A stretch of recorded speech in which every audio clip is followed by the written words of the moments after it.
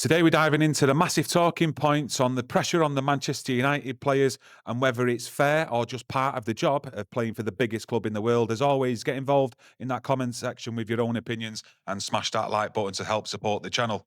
We've got Luke Shaw to discuss his comments going back at Roy Keane and what he said after the Manchester derby. Also, Christian Eriksen's come out with comments as well. But I'll start with Eriksen first. I look at his comments there and he exposes the fragility of the mentality of Manchester United players. I think he thinks this is a softball interview and it exposes him and what he thought of Manchester United and what he was coming to. The club, how they've brought these players in with a mentality as he expresses it, and it's fragile. For me, it exposes everything of what's been going on here at Manchester United.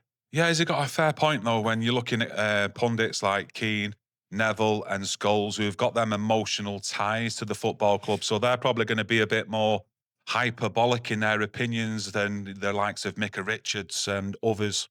I look at the ex-players and that and what they've got, and what he fails to see is they've got the standards. They've got the gold standards of the past, of what you have to do to achieve. The intense pressure he talks about, ex-pundits make life often harder for them. How weak is that? So where's your mentality when you're coming to Manchester United? How aware are you of what Manchester United is? So the people what brought them in haven't explained it, what they expect from them with the standards. And the ex-players, yeah, they often go in harder, but when you play well, they will give the credit where it's due. But for me, making life harder, intense pressure with criticism, my God, that's part and parcel of everyday life. And to cry about it, because that's what I see. But what he's doing, Eriksen, he's not just talking about how the pressure makes life harder for himself. He's actually talking about the group of players inside there. That's how I see it. And that's the fragility, what's inside. And we've all seen it. We're not blind to it. You know, they get moments in football. That's not what it's about. It's too fragile. And standards, them ex-players have set the standards and they demand it just like us fans. You got to look at Christian Eriksen himself, his career. You know, played at Spurs, played at Inter Milan. You know, how many caps has he got at international level? It seems like a lot, to be honest with you. It seems like he's been on the world stage for a very, very long time. And it sounds like Manchester United inside is a football club, outside as well in the worldwide public. It's something that he's never seen or faced before either. Well, he's called for a more realistic view. Well, what did he think Manchester United was before he come here? If you look at Manchester United and Real Madrid, you know, supposedly the two biggest clubs in the world. I obviously think Manchester United is the biggest club in the world. But Real Madrid, what's their expectations? They want to win everything. They don't mess about. You're either straight on it and you give everything 100% or you're out. That's the expectations. And everyone who goes to Real Madrid knows that, and they know they have to perform. Seems like Christian Eriksen has come to Manchester United along with many other players, and yeah, a bit of pressure and all that. Yeah, I can deal with a bit of pressure, but not too much because it might hurt me feelings. How sad is that? And you call for a more realistic view. You're coming to Manchester United and every day you put 100% in. That doesn't seem to have been the case with these players, because he's exposing what he felt, fragility, and that's what he's exposing with the rest of the players, what he played with at Manchester United. Very, very poor bringing in players who don't understand what Manchester United is all about and what is demanded by players from fans and from the club to come here. Yeah, I think you've got to look at a bit of context, though, here about what some of these players, ex-players, do say in the names that we mentioned, like your Keane, Neville and Scholes, etc. You know, all they have to come out with is a few words, some buzzwords, and straight away that's clipped up across social media throughout the world. And once that game's over, that full-time whistle blows, you know, some of these players will not be able to get away from actually hearing and seeing what's going out there on social media for days after. It's not as though that full-time whistle goes and, you know, back in the day, you know, you wake up in the morning, you go to the newspaper shop, look on the back page, and that's it. You can get away from that. But on your phone, social media, it's worldwide and it can go constant and constant just in one page, another group, on another media outlet. It's constant throughout the world. It's different. Listen, I don't see it as different because United have always been front page, back page, full headlines, win or lose. These players, these ex-players, what are pundits, have been slaughtered by the media in the past. So they know what it's about. So there's no difference. It's just that these players here now, we know it's 24 hours a day, media, social media and everything else like that. And they run their life by it and they don't like the criticism. United ex-players got on with it, but they knew what to expect and they didn't let it affect their life at Manchester United. The expectation is to give 100% on the pitch. And the reality of it all is the players haven't. Eriksen and that team of players he played with at Manchester United only played for moments. And that's why we only won cups. The expectations to the realities he talks about, winning the cups isn't good enough. No, because you was just playing in moments. You wasn't giving 100% day after day in training, week after week on the pitch, giving games. That's the difference, and that's where standards come in. They understood, the ex-players, what it was all about with the media and what you had to do for Manchester United. Eriksen and the rest of them players didn't. You take yourself back to Alan Hansen, his day of saying you'll win nothing with kids. Imagine if that was said in the present day. What would happen there? I wonder how some of them ex-players who come through that team under Fergie would have handled that noise, what he'd probably get right now off Alan Hansen. I mean, we all remember it. It didn't go his way. But imagine if it was in a different society with social media. I wondered if things might have gone a bit different because of how volatile social media is and the need for actual buzzwords from certain pundits out there. Me, I wouldn't worry about social media. You look at the kids, the youth players and everything. They're all taught about the dangers of watching the social media and reacting to it and everything else. These are professional, top-class players, okay? Eriksen and the rest of the players what played with him, right? They know what it's all about. It's a game. They use social media themselves, so they know the game. They know how to react to it. But these weak-minded players, right, are now throwing the blame elsewhere for their performances. I think he's done an own goal in this interview he's done because it exposes him and the rest of the players because they can't take a bit of criticism. Well, you have to take criticism in life and you have to dust yourself down and get on with it. And you have to accept criticism. He clearly can't. And the rest of the players, as we've seen, can't take criticism. But they want to use social media for their advantage, but they don't like it when it kicks back.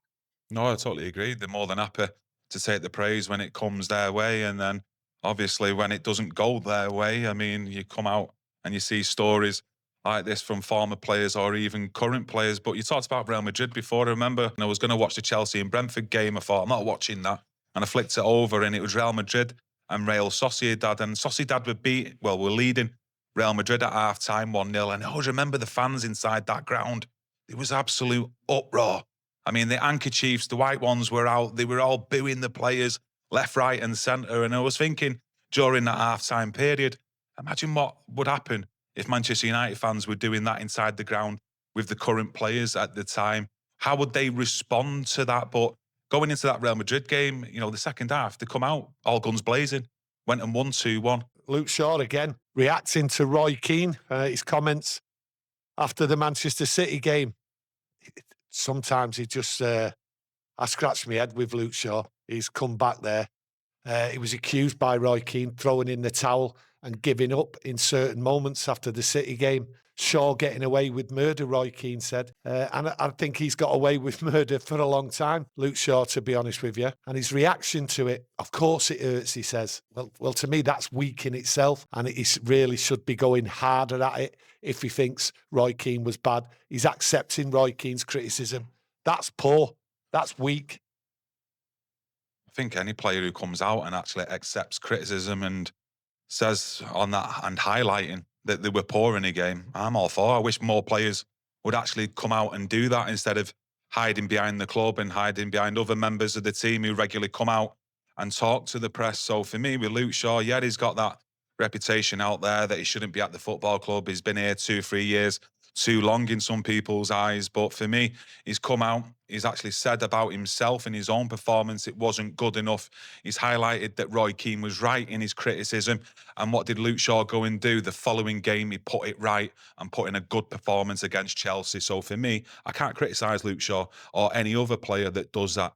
Well, I look at Shaw. He knows the rules. He knows the score. He knows what United is all about. And we talk about standards and the expectations for every player at Manchester United. And for him to go into a Manchester City derby and concede to the world that his standards wasn't up to it. Well, if you can't get up for the standards to play Manchester City, then you have to worry about what's going on with Luke Shaw. We've always worried about Luke Shaw. Yes, we know he's had his injuries and everything. It's affected his ability to play game after game. But for me, to go into the Manchester City derby, then get called out and then admit that his level wasn't the best, then for me, that's fragility again. But hey, Kieran's got his opinion, I've got mine, and I'm sure you've got all your opinions out there.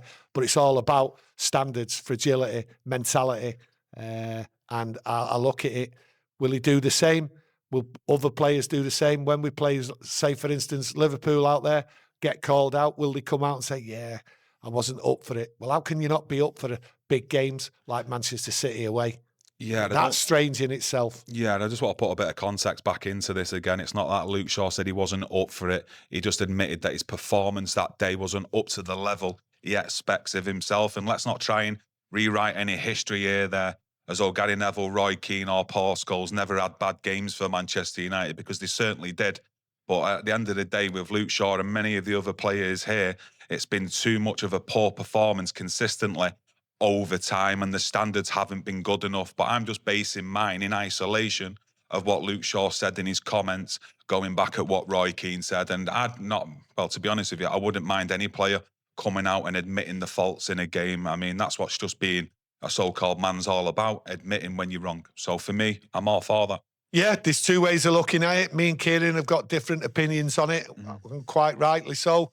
You know, I look at it one way, Kieran looks at it another way, and it's for you there to give your comments and that, so can't wait for them. Yeah, I'd just like to get your opinions as well. We had Samuel Luckhurst, who I think now has gone over to the Sun newspaper, so that's like the Devil and Damien being joined back together, isn't it? I'm seeing Alex Crook as well from TalkSport, and they're mentioning Le Mans out there as though Manchester United are still looking at a number one keeper in January or the summer transfer window. Now, a lot of yous out there will say straight away it's just them trying to turn it up on the new goalkeeper, put more pressure on him, and just trying to create clicks out there. But I do remember Alex Crook coming out with something not long ago about Kobbie Mainoo, when he was the first one, about him mentioning about that loan move. And I do believe he has ties to Kobbie Mainoo.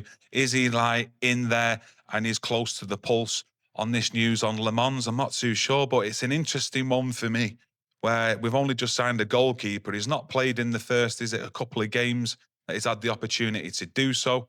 And now you're hearing these reports and stories come out. I'm not too sure on what's going on there in the background at Manchester United. You can't sign a goalkeeper to be the number one and then suddenly go looking for next summer to go and buy a new number one. Absolutely baffling that. But hey, you know, things have happened before where it's baffled me and it's come true. So you just never know. But for me, I think it's just someone trying to put pressure on the club to try and get Le Mans in a game and get Bayindi out. You talk about him coming in to be the number one, you're getting the feeling, to be fair, and I'm just being honest with this, that he hasn't been brought in to be a number one, because like I say, we've had 2 games here now. It's not as though he'd had no pre-season or any game time in Belgium, and to me, I'm not too sure whether he was brought in to be the number one, to replace the number one in Andre Hernanes, because Bayindi is still here at Manchester United and is in between the sticks. So yeah, there's a bit of confusion there with me. Spent a few quid on him. In today's market, is it a lot of money? Probably not. But bringing him in at the stage that they have done, it's a bit of a strange one for me. So I think we should watch this space on the goalkeeper talk, especially coming up in January. Thanks all for joining us today, getting involved with your own opinions in that comment section, and smash that like button to help support the channel. And we'll be back soon. Thank you. Thank you. Take care.